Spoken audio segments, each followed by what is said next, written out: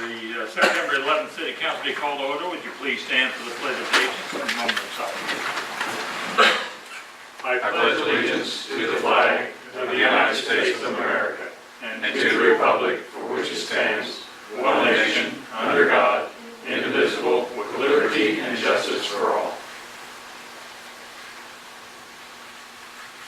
Thank you. The first item on the agenda will be to amend the agenda. We have before you a motion to amend. Would someone please? I move that the City Council amend the agenda for September 11, 2017 meeting by adding agenda item number 6 to recess into executive session pursuant to KSA 7543-19B2 regarding the consultation with the city attorney for matters which would be deemed privileged in an attorney-client relationship to discuss details related to the development agreement for the Village South at Edwardsville project. Second. It has been moved and second to amend the agenda. Would the clerk please call roll? Bullock? Yes. Driver? Yes. Stipes? Yes. Adams? Yes. Thank you. First item on the agenda will be approval of the minutes from the August the 28th meeting. Mr. Mayor, I make a motion to approve the minutes as presented. Second. It has been moved and second to approve the minutes of the August 28th meeting. Would the clerk please call roll? Bullock? Yes. Driver? Abstain. Stipes? Yes. Adams? Yes. Next item will be statement of the bills paid in the amount of $94,718.21. Mr. Mayor, I make a motion to accept the payment of bills in the amount of $94,718.21. Second. It has been moved and second to approve the statement of the bills paid. Would the clerk please call roll? Bullock? Yes. Driver? Yes. Stipes? Yes. Adams? Yes. I've got two things I'm going to do here. One of them is to read a proclamation. The other is to announce that today is Zach's 30th birthday. Can we sing happy birthday? You sing it. All on the record. Or you sing it. I can't No sing it. singing? Nobody can hear me. He survived the 30, and he's here joining us tonight. Best birthday I ever had. Most places get their birthday off. Apparently not really on. Not here. Okay. What I did? Proclamation of the City of Edwardsville, Kansas. Whereas art education comprising a rich array of disciplines is a core academic subject and is an essential element of a complete and balanced education for all students. And whereas arts education enables students to develop critical thinking and problem-solving skills, imagination, creativity, which supports academic access for success across the curriculum, as well as personal growth outside the classroom.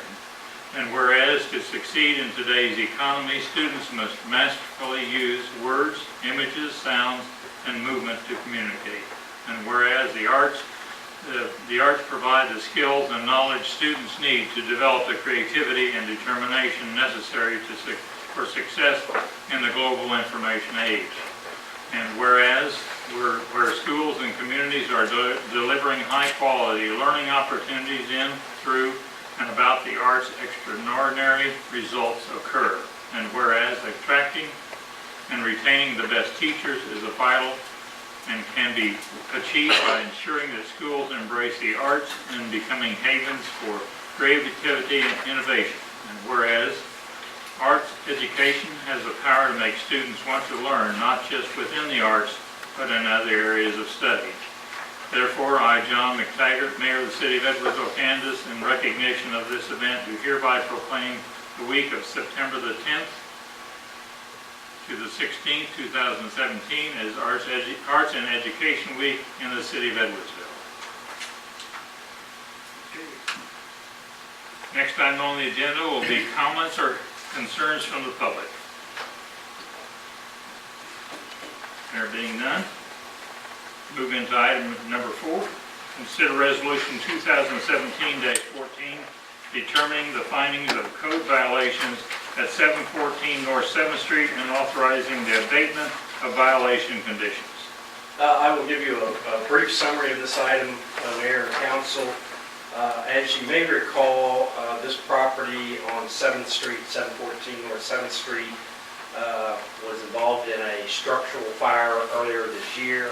The building was a complete total loss.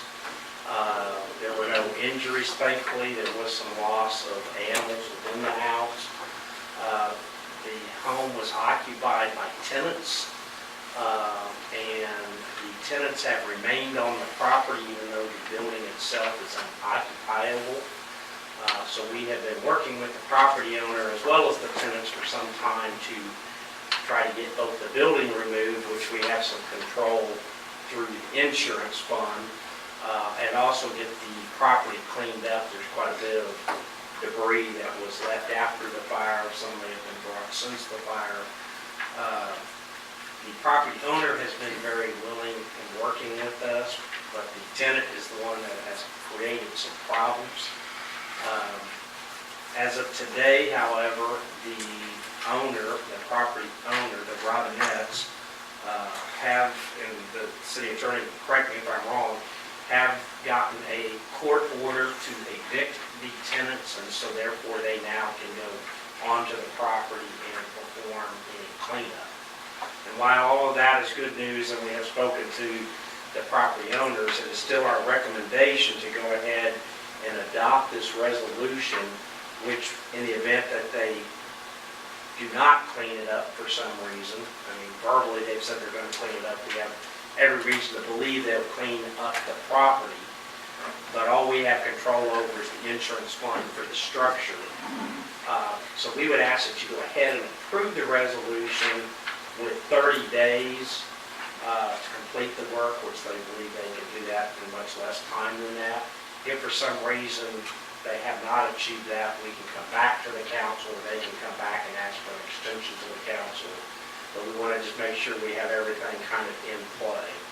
Again, with the building, when a building is structurally lost, the insurance company, because it was insured, has to deposit, I believe it's 15% of the proceeds of the insurance proceeds in order for the building to either be removed or rehabilitated.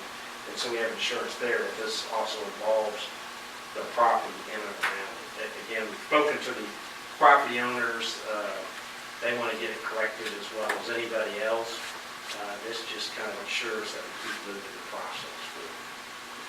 And I'd be happy to answer any questions. Again, the city attorney stopped at the courthouse earlier today as well and has copies of the filed actions in the court, so we know that the notices have been filed and accepted. I can't say that I can speak to the whole process of the, now the sheriff goes out and serves that notice, but everything's moving forward, but this was in place, and we think it's probably the best to go ahead and keep it moving forward just in case there's a hiccup in the process. Michael, in the adopting the resolution Right. And making the motion, how is that 30 days to be mentioned in that motion so that that is in the motion?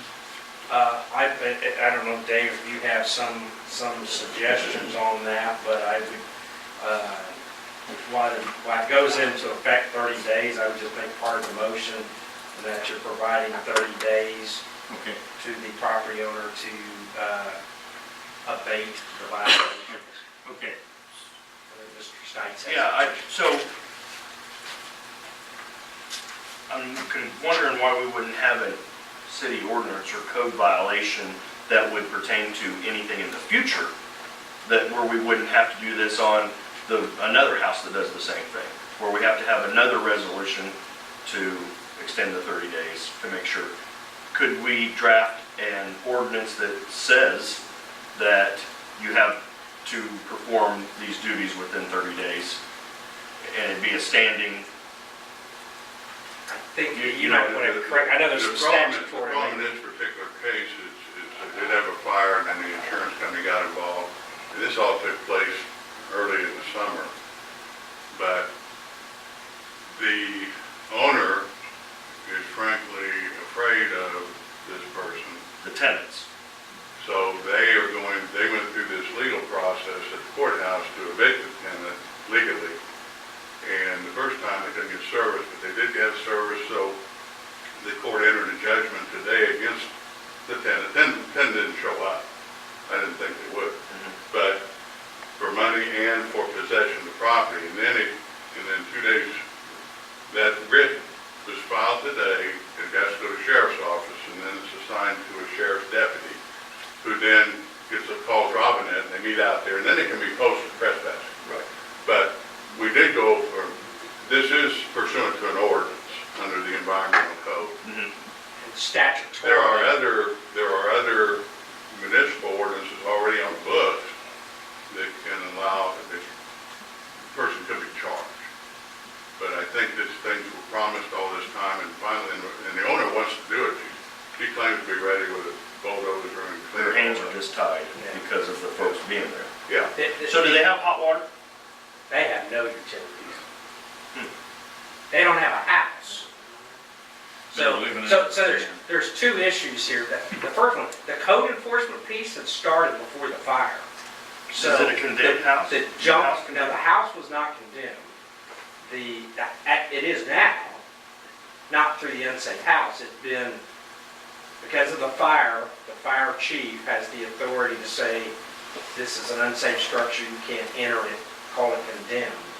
And we hold money, about, I don't remember the exact dollar, so we hold money so that if for some reason they didn't demo the house or bring it up, then we could go in and remove the house. Right, the holdback funds for Right. 15%. But that doesn't help us on the property and, Right. and the rest of that, which is really, it's really the tenant that is the problem. And we don't necessarily want to go in and spend public funds when we have quite honestly, a willing property owner that's working with us to get it corrected. I would say this, Kansas has and I just got involved in this a few days ago with this part of it. But when they tag a house on a fit, it's illegal to go into that house or in that structure. Right, And it can be enforced by the police. that's right. But the There. trespass, So I don't really know what we have in place for And it. that's kind of where I was going. That's that's And I'll check that when a out. house gets posted, you know, and it can be posted for a multitude of reasons. If there's no And one of utility. them being no hot water. Yeah, right. And, Or no utilities, yeah, whatever. yeah. It can be well, posted. actually, you can, no utility, that or case of cake. Yeah. You don't necessarily have to have electricity, but you have to have running water, hot water. Yeah. But, so anyway, that's right. So- I'll follow up. And as far as the 30-day process, part of that is because if the person does, so if we went in and cleaned up the property, whatever that required, and those costs were $10,000, then we have to give the property owner, not necessarily the tenant, the property owner, an opportunity to pay that. If they fail to pay that, then what this is authorizing is for us to file basically on their taxes, which creates a lien, which later on you could take the property to. This is just basically holding them accountable, making sure they follow through with what they say they're going to do. And again- And you would also have criminal charges available. Right. So, and we can go to the tenant. I mean, the tenant is it's one of those things where we, not intentionally, but the property owner is basically allowing it to occur or allowing a nuisance to occur, but the tenant is creating the nuisance, not just in this case, but anywhere where you have kind of a landlord-tenant situation. This is a case where we have a landlord that wants to stop that process, but at least has been advised that, well, they have tenant rights, they have a right to be there. We're saying, we're not really in the civil matter of whether they have a right to be there. They can't be in the building. If they're in the building, then they're violating the order of the fire chief and they can be arrested. But they're not in the building. They're on the property and their stuff's on the property. That's where it's been a challenge. Again, I think we'll have conclusion, but it's kind of right, verified. So if we have the documentation here, quite honestly, it helps the property owner as well. Because then they have, they got a court order and they've got a council saying, or a community saying, we want this cleaned up. If you don't, we're going to come assess monies against you. And the tenant, I think, has been been privy to, meeting with our officers on a few occasions in the last couple of months, so it's not completely unknown. So if you wanted to make the motion to add the 30 days, right? Well, that's what I was asking you, whether, and where in the motion it would be added. I would just. Sounds to me like the 30 days going in before the word abatement. I would just put it at the end of the. Just put it at the end? At the Okay. end, just have it. All right. We'll do.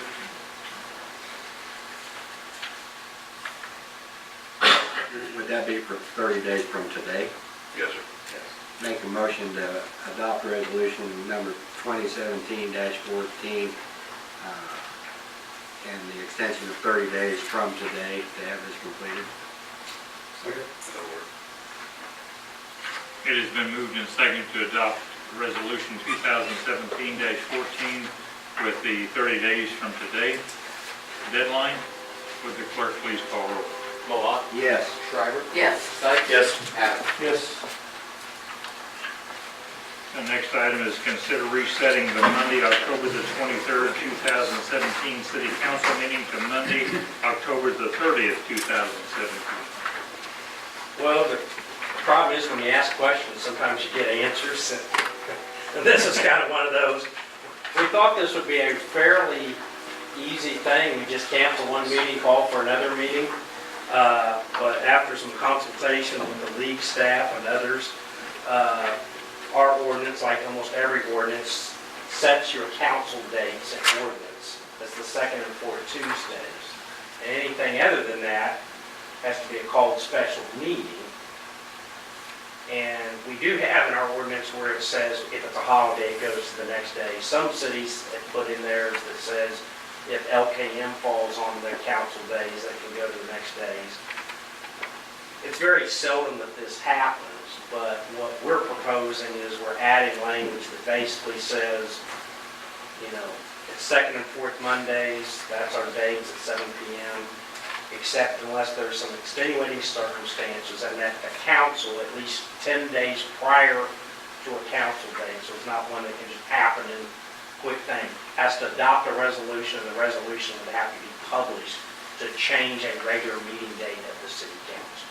So the ordinance that you have before you does that change, and then we would come back at the next meeting with a resolution that changes our regular meeting date in October from the 23rd to the 30th. It's a two-part process. Well, I guess my first question would be, why do we need to change our meeting date at all? Well, myself and the assistant city manager will not be present on that evening. That's what we found out. I mean, you can have a meeting without us if you wish. I wouldn't advise it. Hey, I have no problem with signing another staff member to do that. I know we have a police chief that was here one night. We did that. Of course, I think we left him with one of the hottest topics of maybe the decades to deal with. Well, it probably needs to be addressed now, that way it's eliminated in the future. That's really the thing. I mean, I don't know what else would come up, but if, let's say, LKM did come up on a night, then we could use the same thing. Hey, it's going to be LKM, and the majority of the council's not going to be here, or it's Super Bowl. Super Bowl's on Monday night. The Kansas City Chiefs are winning, and the council really wants to move its date. And that at least 10 days ahead of time. I guess you could. Have you already checked that? Play the Super Bowl on Sunday. Yeah, I know. That's why I thought it was a safe thing to say. Do we have in our ordinances presently anything regarding natural disaster? We don't. There may be something in state statute, I don't know. So this would be covered, we could cover natural disasters with this language? I would call that an extenuating circumstance. I mean, we would have to know about it 10 days. But we have to know about it in advance, is the problem. I think the state statute has some, you would probably call an emergency meeting or a special meeting by the mayor, but the problem with a special meeting is it is only, I can't call a special meeting for the regular council meeting. I'd have to call a special meeting for specific items, and only those items could be dealt with. And we could do that even in this case. The Thursday before, we say, here's the agenda, and you couldn't amend it, change it, modify it. I mean, we talked about doing that as well. We just thought this gave another option, but at the same time, it shouldn't be something that's easy to do or regular to do, right? I mean, we don't want to be changing our meeting dates on a regular basis. If we don't like the nights that we have council meetings or times, that can always be changed by ordinance. And then after this ordinance, after this meeting, it will revert back to the regular second, fourth Tuesday. It stayed second and fourth, yeah, we're not changing that. It stays the second and fourth. We'll have a resolution at the next meeting only changing that one meeting day. Mr. Mayor, make a motion we adopt ordinance number 988. Second? It has been moved and second to adopt ordinance number 988. Would the clerk please call roll? Malat, Yes. Shriver, Yes. Stikes, Yes. Adams. Yes. And next item will be the motion to go into recess for executive session. Michael, have you got a time that you want to set? Do you think we would need more than 20 minutes? I do not. So do we want to say, would 20 to 8 be sufficient amount of time? It's about 18 minutes? I think it would. I think I'd like to stick to the broad strokes and not get bogged down in the details. Okay. So I would say, Mayor, if we could go into executive session returning at 7:40? Right, but they have to do that when they come out of executive session. Okay. For the matters that you'll need to read for the record, the matter for going into executive session, whoever makes the motion in the time. Mr. Mayor, I'll make a motion to move that the city council recess into executive session pursuant to KSA 75-4319D2 regarding consultation with the city attorney for matters which would be deemed privileged in the attorney-client relationship to discuss details related to development agreement for the village south of Edwardsville project to resume normal meeting at 7:40. Second. It has been moved and second to go into executive session and return at 7:40. Would the clerk please call roll? Malat, Yes. Shriver, Yes. Stikes, Yes. Adams. Yes. Just note that we have both special counsel and regular counsel. We'll just go to training or easy. Regular.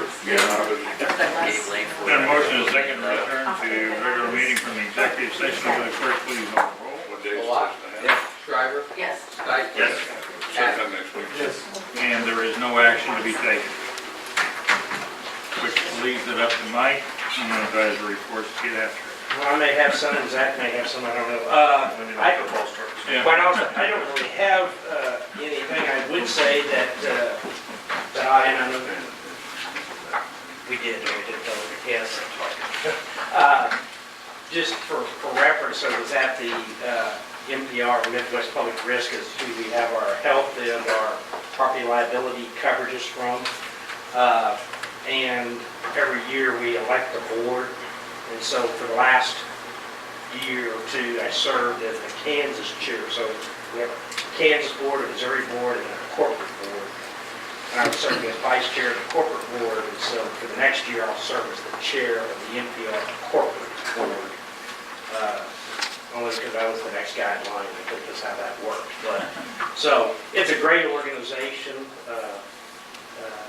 Hopefully other council members can make it down for some of the future ones. I know when it's a Wednesday, Thursday, Friday, sometimes those are hard to make work. But I think several of y'all have the opportunity to go. And we always try to take staff from different departments that haven't gone. Because it's the little things, we don't think about risk much. And it's really the little things that get us and get us in trouble. It's not the big tornado comes through town, there's not a whole lot you can do about that. It's the little stuff that you do that creates problems and costs money. So that's about all I have. I know there's some public works things I think you probably have for the picnic and maybe the flag thing, if you want to touch on those two things. So you want to go ahead and do that now instead of at the end? Sure, yeah, the only two items I've got are just to remind you guys that the Fall Family Picnic's coming up on October 7th. We're kind of lining up activities for that, so you could, put details out on our Facebook page, and we'll keep you guys all up to date. And the second thing is that we should have our design of the disc golf, foot golf course for the city park in this week. So hopefully get that looked at and start ordering infrastructure for that and get it set up in October. And if you're at the park, I was just gonna mention that the flag Oh, yeah. pole that's there at the park, the top, the concrete had been breaking off, and it was looking pretty dilapidated. And we hired a stone mason that came in and redid that. If you get a chance to go by, I mean, he really did a top-notch job. I mean, that thing, it just started falling in disrepair, probably wasn't built exactly the best way it could have been, but I was really impressed with what was done on a fairly small budget. So, Okay. Chief of the Peace. Officer Dan, Fleming, graduated from the academy on the 1st, and we're full staff until October. We hope. Chief Whittle. Nothing.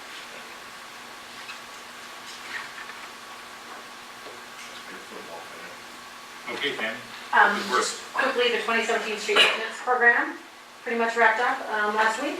We finished the area around 7th and 4th and 5th and Hyde. We just have one street patch to do up on 102nd at Edgehill. We're trying to let that dry out a little bit to finish that project. We'll come back and do some rocking of some of the driveways as well. And then the 102nd and Richland project started today. They were staking tomorrow that road should be closed down for 4 months. It's scheduled for a 4-month project. Hopefully they'll get it done before winter starts. So that's it. Thank you. Dave, anything? I didn't forget you this time. No, thank you. Margaret. I'm not going to say that. Jerry. Well, I have nothing. Nothing as well. On the October 7th, if you need volunteers. We'll start calling for it. That's it. Mayor, Yes. will an email go out about reminder on the changing of the meeting? yes. Oh, like the day or two before, so. Oh, yeah. I'll drive it Yeah. down. Yeah. I don't want to show up We either. will add, That would be- Yeah, because my phone is I'm at, mine too. the other option is you always come, call the meeting to order, and then delay it till the following Monday, but we didn't think you wanted to come 2 Mondays. We've already crossed that bridge, I mean.